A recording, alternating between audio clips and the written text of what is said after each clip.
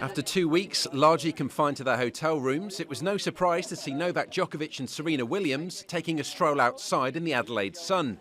Unlike more than 70 of their fellow pros in full lockdown in Melbourne, they have at least been able to train for 5 hours a day. But still, they're glad it's over.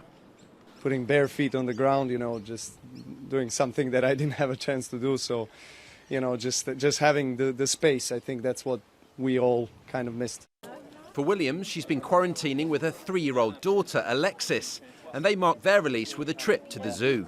We had a calendar in our room, and every day we marked an X on the days that went by and a big circle on the quarantine ending day, and we promised her that we would take her to the zoo to see koalas and kangaroos.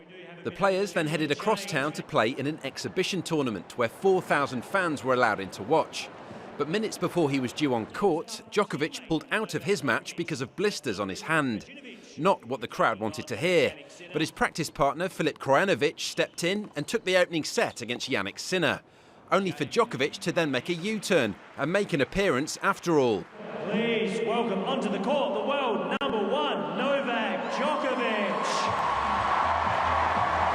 Despite the blister on his right hand, the Serb produced some trademark shots to secure the victory. Game, set match, Djokovic. I'm sorry that I didn't step in on the court from the beginning. I had to do some treatment with my physio and wasn't feeling my best in the last couple of days. Game, set match, Williams. Serena's trip to the zoo clearly did the trick. She won her match against Naomi Osaka, with both players enjoying performing in front of a live audience again. We haven't played in front of a crowd in over a year, so it's been a really long time.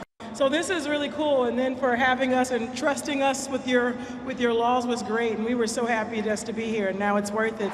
Just really thanks for coming out. I haven't seen people and it feels like forever, so just to play in front of you guys is really amazing. Meanwhile, in Melbourne, the process to release players from full lockdown continues. Because of COVID-19 cases on their flights, they've been confined to their rooms for 14 days or more and unable to train.